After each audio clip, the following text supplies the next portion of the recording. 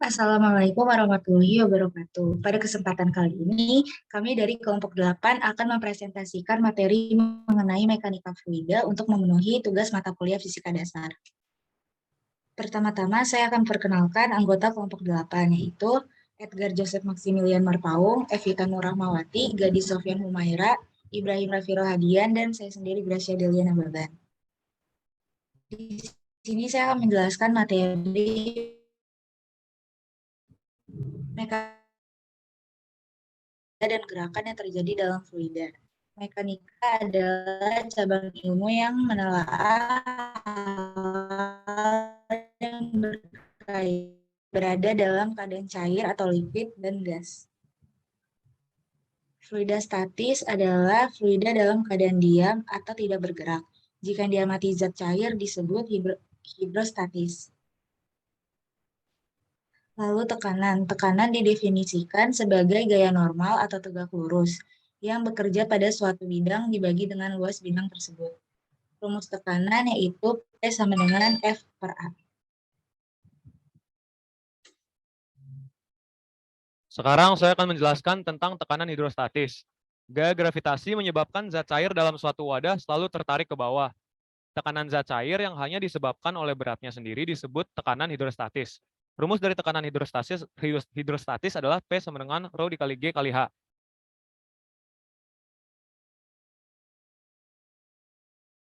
Nah, sekarang saya akan menjelaskan tentang tekanan gauge. Tekanan gauge adalah selisih antara tekanan yang tidak diketahui dengan tekanan atmosfer atau tekanan udara luar. Nilai tekanan yang diukur oleh alat pengukur tekanan disebut tekanan gauge. Sedangkan tekanan sesungguhnya disebut dengan tekanan mutlak. Rumusnya adalah P sama dengan P gauge plus P ATM, atau tekanan mutlak sama dengan tekanan gauge plus tekanan atmosfer. Rumus tekanan mutlak pada suatu kedalaman zat cair. Catatan, jika disebut tekanan pada suatu kedalaman tertentu, yang dimaksud adalah tekanan mutlak.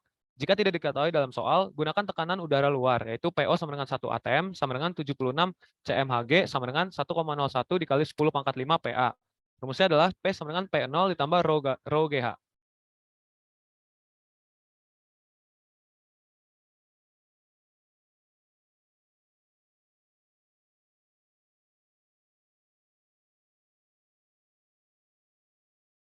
Next slide.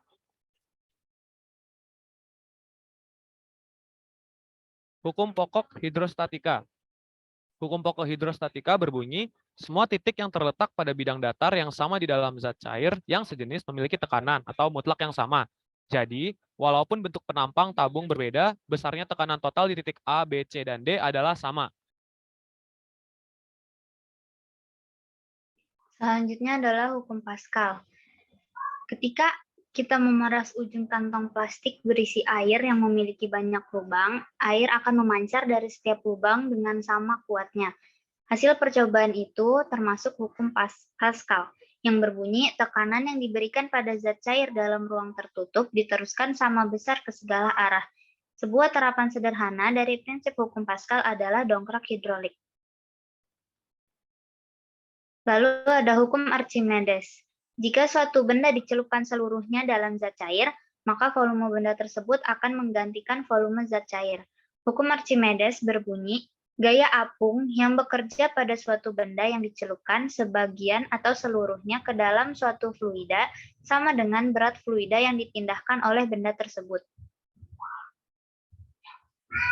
Tegangan permukaan zat cair. Tegangan permukaan zat cair adalah kecenderungan permukaan zat cair untuk menegang, sehingga permukaannya seperti ditutupi oleh suatu lapisan tipis. Terdapat resultan gaya berarah ke bawah yang bekerja pada permukaan zat. Resultan gaya ini menyebabkan lapisan-lapisan atas seakan-akan tertutup oleh hamparan selaput elastis yang ketat. Selaput ini cenderung menyusut sekuat mungkin. Oleh karena itu, sejumlah tertentu cairan cenderung mengambil bentuk dengan permukaan sesempit mungkin. Inilah yang disebut dengan tegangan permukaan.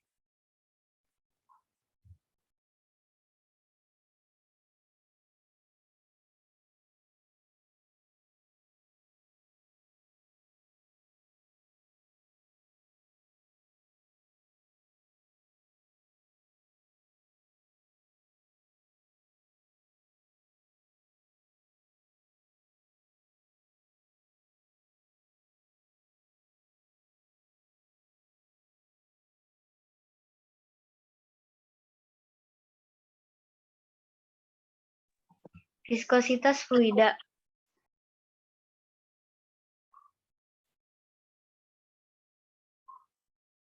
Hukum Stokes untuk fluida kental yaitu pada viskositas kental. Kecepatan lapisan-lapisan fluida tidak seluruhnya sama. Viskositas dalam aliran fluida kental sama saja dengan gesekan pada gerak benda padat.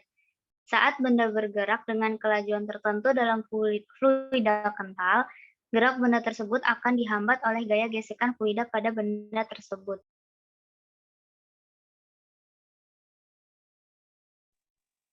Kecepatan terminal, yaitu ketika benda dijatuhkan bebas dalam suatu fluida kental, kecepatannya makin membesar sampai mencapai suatu kecepatan terbesar yang tetap. Kecepatan terbesar yang tetap ini dinamakan kecepatan terminal. Selanjutnya yaitu fluida dinamis. Fluida dalam keadaan mengalir atau bergerak, jika yang diamati adalah zat cair disebut hidrodinamika.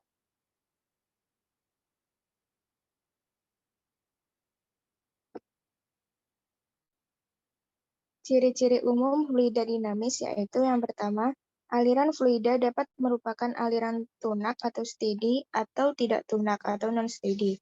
Jika kecepatan V di suatu titik adalah konstan terhadap waktu, aliran fluida dikatakan lunak. Yang kedua yaitu aliran fluida dapat termampatkan atau kompresibel atau tak termampatkan atau inkompresibel.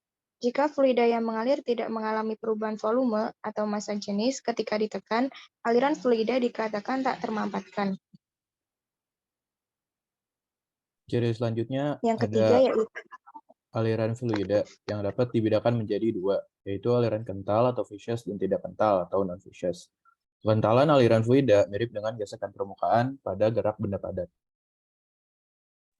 Aliran fluida dapat merupakan aliran garis arus atau streamline atau aliran turbulen. Untuk aliran tunak, kecepatan fluida di satu titik yang sama pada suatu garis arus. Kemudian ada persamaan kontinuitas. Pertama ada debit, di mana besaran menyatakan volume fluida yang mengalir melalui suatu penampang tertentu dalam satuan waktu tertentu. Nah, kemudian agar usahanya bernilai positif, maka benda gaya haruslah bernilai positif. Bernoulli menemukan besaran ketiga yaitu tekanan, atau disebut juga P, yang berhubungan dengan usaha positif yang dilakukan fluida. Sehingga fluida dapat berpindah dari titik satu ke 2, walaupun energi mekanik di titik 1 lebih kecil daripada energi mekanik di titik kedua. Sekian dari kelompok kami. Terima kasih.